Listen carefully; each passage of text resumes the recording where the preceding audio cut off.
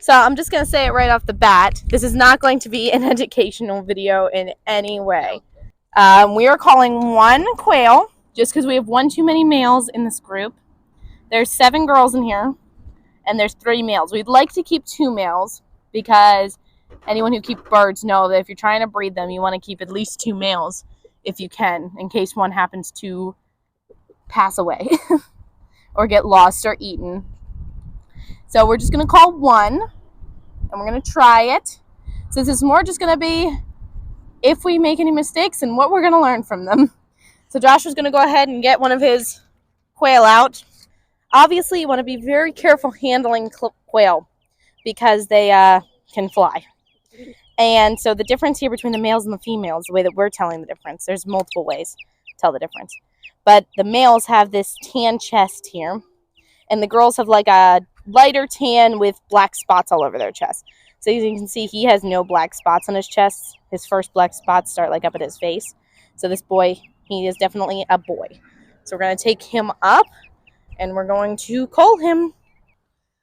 So there are bloodless methods of dispatching quail that we've seen. Right. But we're more familiar with the slitting the jugular method. Yeah. It's what we do for chickens and ducks. So because we're more familiar with that, that's the method we're going to use today. It is not a bloodless method, but it is a humane, easy death. We do not have a culling cone for quail size, although they do sell some, I believe, that are quail size. We have only one size, and it's for chickens and ducks. He'd go right through it. So because we're pretty familiar to culling birds, we're just going to hold on to him pretty tight. So I'm going to hold him over the garden so his blood goes into the garden, and we're just going to, Dad's going to move his feathers away so we can see the jugular, and he's going to gently slit the jugular, not cut his head off. Hold on to your bird very tight during this process, obviously, if you don't want him to fly away.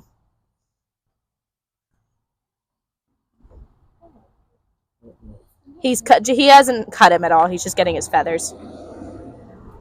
There we go. As you can see, he's just going to gently bleed out. He's not even fighting. So you can tell this is humane because he's not even finicking at all. He's not fighting.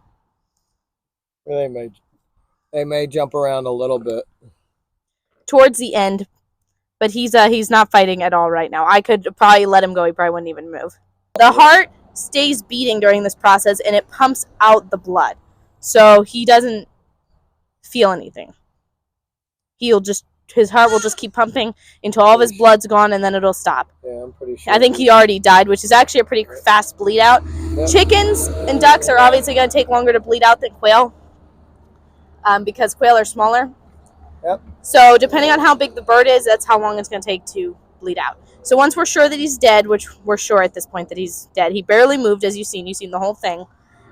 We're just going to go ahead and take his head now so we can easily defeather and everything. But he was already dead when we took his head off, so taking his head off is not the way that we killed him.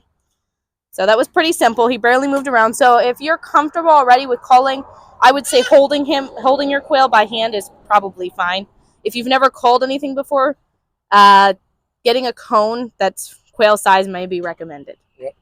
So now we're going to take him inside and defeather him and gut him. All right, so I did see some people using a chicken plucker for their quail, but whether you're going to hand pluck or chicken pluck, you're going to want to dip it in some water, just like you do with the chickens and ducks. Ducks do seem to be a little bit harder to defeather, though. Get them all the way under the water.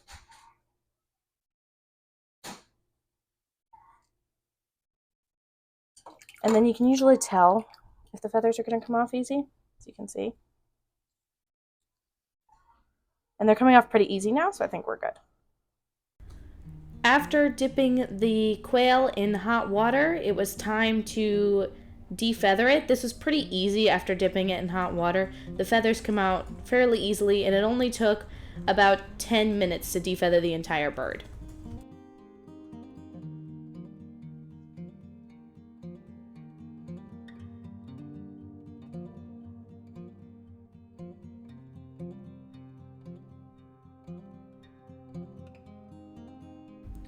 Like I said before, some people were using their chicken pluckers to defeather their quail, but because we were only culling one, it would have taken longer to set up and get the chicken plucker ready than it would have just been to defeather it by hand.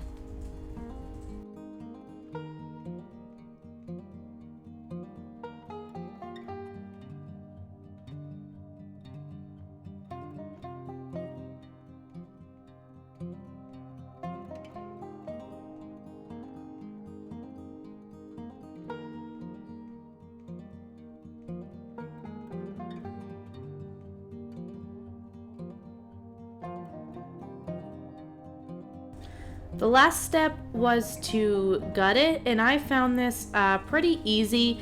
It was pretty much the same steps as gutting a chicken or duck. So if you've ever done one of those before, it's the same step except they're much smaller. So it was a little bit harder to get my hand in to remove all the organs and things, but still wasn't that hard.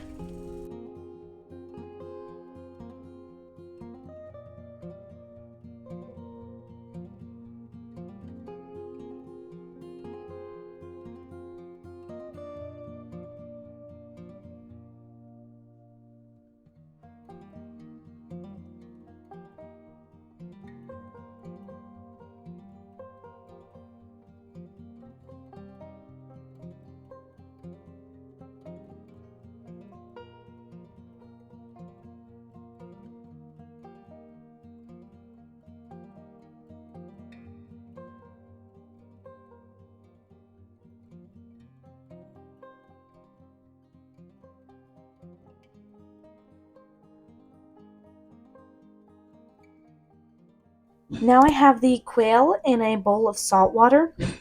And this is just personal preference. This is how we do all of our birds. We put them in a bowl of salt water, and then we do whatever we want with them, whether it means to bag them and freeze them or can them. I think this time, because we only called one, it's just going to be easier to cook it up and let someone have it, because you need 2 quails for 1 person for a meal. So I think someone's just going to get a little snack today with this extra male quail that we had. So if you guys have any thoughts or questions, please leave them in the comments below. We love to hear your feedback. And don't forget to like so that we can get more traffic on our videos. And subscribe. We'll see you soon.